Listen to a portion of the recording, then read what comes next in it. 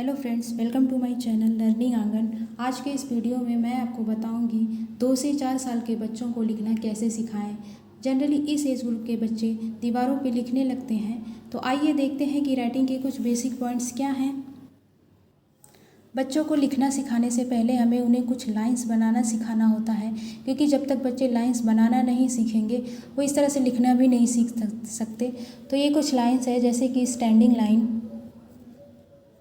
ये खड़ी रेखाएं होती हैं। स्लीपिंग लाइन, ये पट रेखाएं, इनको स्लीपिंग लाइन बोलते हैं। ये स्लैंटिंग लाइन, ये 2 टाइप्स की होती है, right to left and left to right. ये कर्व्स है, कर्व्स, राइट कर्व्स,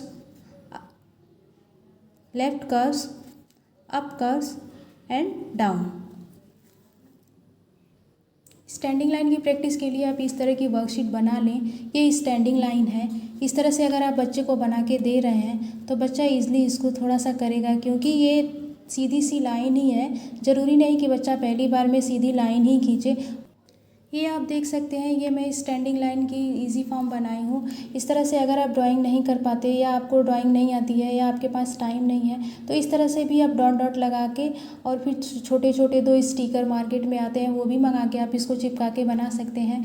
या छोटा छोटा सर्कल्स बना के आप कलर खुद ही करके इसको आप तैयार कर सकते हैं। ये बहुत ही ईजिली बन जाता है और बहुत ही बेनिफिशियल होता है बच्चों के लिए। तो इस तरह से भी आप बना के बच्चे से प्रैक्टिस करा सकते हैं।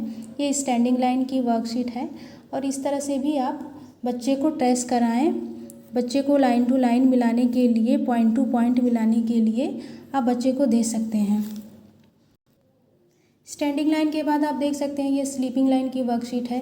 इस तरह से आप भी बना सकते हैं। जैसे ट्री है, बटरफ्लाई है, फ्लावर है, अम्ब्रेला है। तो इस तरह से छोटे छोटे पिक्चर्स बनाने से ये होता है कि बच्चे उस वर्ड्स को भी सीखते हैं, और साथ ही साथ वो इस लाइन्स को भी ट्रेस करना सीखते हैं।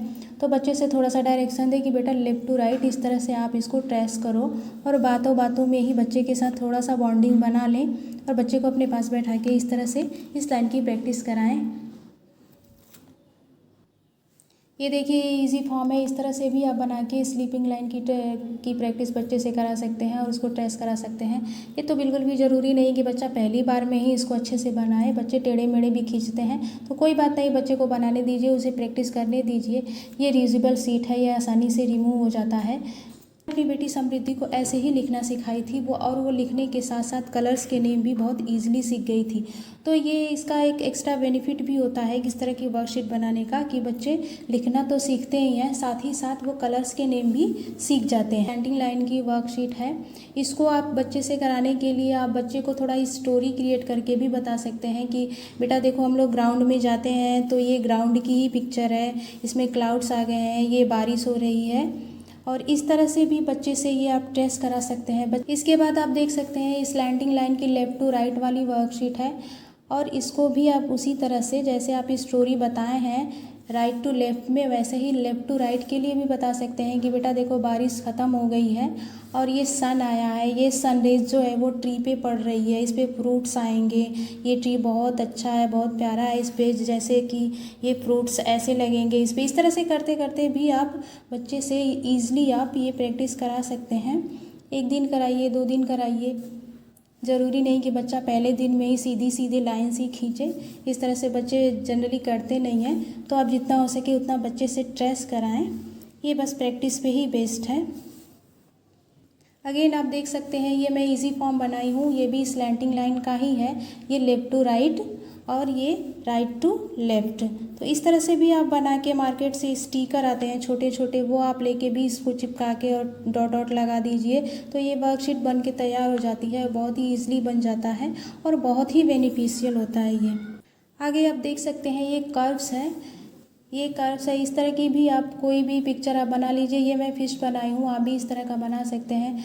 और इसमें ये जो कर्व्स बने हैं, इससे आप थोड़ा सा बच्चे को क्रेयॉन्स दे दें, और क्रेयॉन से आप इसको कलर भी करा सकते हैं, और उसको बार बार प्रैक्टिस इसको करा सकते हैं। बच्चा अगर कलर कर रहा है और क्रेयॉन से इस तरह बना रहा है, तो ये भी एक एक्टिविटी हो जाती है, ये भी एक एक्सरसाइज हो जाती है, जो बच्चों को आगे लिखना सिखाने के लिए बहुत ही बेनिफिशियल होता है। मैं रिकमेंड करूँगी कि जब आप बच्चे को ये लिखना सिखा रहे हैं या ये प्रैक्टिस करा रहे हैं तो आप पेंसिल ना देके आप उसको क्रेयॉन्स दें। कलरफुल क्रेयॉन्स जो आते हैं उससे बच्चे थोड़ा इंटरटेन भी होते हैं और उनको अच्छा लगता है ऐसे कलरफुल चीज़ों को देख के।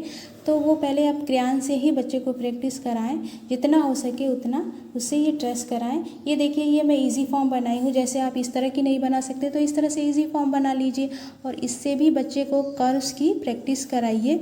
बनाई हूँ, आगे आप देख सकते हैं कि ये अप एंड डाउन कर्व्स की वर्कशीट है। इसमें भी उसी तरह की एक्सरसाइज है, उसी तरह का बच्चे को थोड़ा सा डायरेक्शन देना है और बच्चे से कराना है। इस तरह से भी आप प्रैक्टिस बच्चे को करा सकते हैं।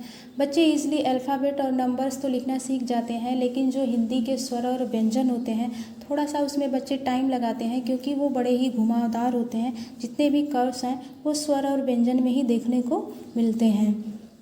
मैं अपनी बेटी को अल्फ़ाबेट्स और नंबर्स तो लिखना सिखा दी हूँ, लेकिन अब मैं उसको स्वर और व्यंजन लिखना सिखा रही हूँ। और यकीन मानिए मुझे दिन में तारे नज़र आ रहे हैं, क्योंकि वो बच्चे इजली तो सीखते नहीं हैं। ये सारी सीट मैं अपने स्कूल के बच्चों के लिए बनाई हूँ, जो मेरी बेटी समृद्धि के भी काम आ जाता है और काफ़ी बेनिफिशियल होता है। इस तरह की एक एक्टिविटी हो जाती है जो बच्चे बड़े इंटरटेन होकर इसको करते हैं और आप बार बार भी इसको करा सकते हैं। ये बहुत ही अच्छा मटेरियल हो जाता है। लाइन सीखने के बाद अब बारी आती है बच्चे को अल्फ़ाबेट सिखाने की। तो आप पहले एक लेटर्स का इस तरह से वर्कशीट बना लें और पहले उसको पॉइंट पॉइंट देके इस तरह से ट्रेस करने के लिए दें। बच्चा इजीली इसको ट्रेस कर लेगा, क्योंकि ऑलरेडी वो लाइन को ट्रेस करना सीखा है और इसमें वही है, ये स्लैंटिंग लाइन है और ये स्लीपिंग लाइन है। तो बच्चा अगर लाइंस को अच्छे से प्रैक्टिस किया है, उसको सीखा है, तो ए बनाना उसके लिए बहुत ही ज़्यादा टफ नहीं होगा, वो इजीली बना लेगा इसको। तो पहले आप बच्चे से ट्रेस कराएं, फिर इसके बाद आप इस तरह की उसको पॉइंट लगा के दे दें। पॉइंट भी इस तरह से बच्चा करेगा तो वो ए बनाना सीखेगा इस तरह से।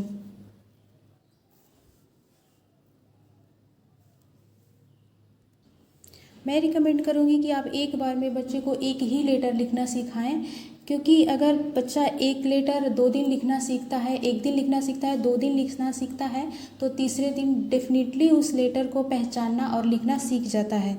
तो इस तरह से ये काफ़ी इफ़ेक्टिव मेथड होता है कि एक बार में कोई एक ही लेटर सिखाया जाए। बच्चा अभी लिखना सीख रहा है तो आप कभी भी इस तरह का वर्क एक साथ बच्चे को ना दें, इससे बच्चा कंफ्यूज हो जाता है कि लिखना क्या है और कैसे लिखना है। तो आप थोड़ा सा इस चीज़ का ध्यान रखें, थोड़ा सा इस चीज़ को अवॉइड करें कि एक साथ बच्चे को वर्क ना दे के आप उसको एक वर्कशीट पे कोई एक ही लेटर लिखने के लिए दें। तो इस तरह से ये काफ़ी इफ़ेक्टिव भी होता है। इसके बाद आप बड़ा छोटा करके भी इस तरह से, जैसे अल्फ़ाबेट बी लिखा हुआ है तो इस तरह से भी बच्चे को बड़ा छोटा लिख के और बच्चे से प्रैक्टिस करा सकते हैं। और डॉट डॉट लगा के भी आप इस तरह से आप उसको लिखना सिखा सकते हैं। इसके बाद बारी आती है अब नंबर सिखाने की। तो बच्चा ऑलरेडी लाइंस बनाना सीखा है, तो इस तरह से छोटा छोटा आप डॉट्स लगा लें और कोई भी इस तरह से डॉट्स को मिलाने के लिए दे तो इसलिए वो 1 बनाना सीख जाएगा। पहले बड़ा फिर छोटा, फिर इस तरह से कर करके, या तो फिर आप इस तरह से बॉक्स बना लें और बॉक्स में इस तरह से डॉट लगा के बच्चे को दे दें। ये 1 बनाने के लिए इस तरह से आप बच्चे को सिखाएं।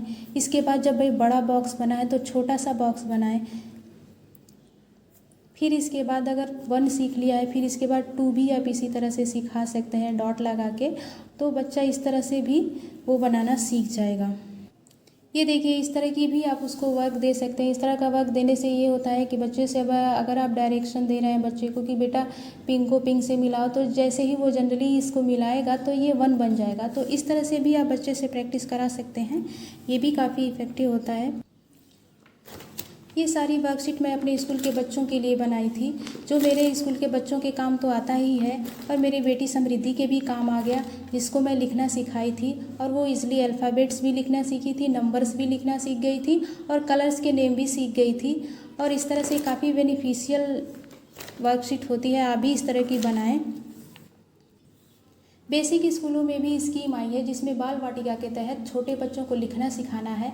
अगर आप गवर्नमेंट टीचर हैं तो इस तरह की वर्कशीट बना के आप अपने बच्चों को लिखना सिखा सकते हैं और एज ए TLM इसका बार बार यूज़ कर सकते हैं। ये इज़ आर टोटली रीयूजेबल। तो फ्रेंड्स, वीडियो पसंद आए तो चैनल को सब्सक्राइब कर लें, साथ ही साथ वीडियो को लाइक करना, शेयर करना ना भूलें। Thanks for watching the video.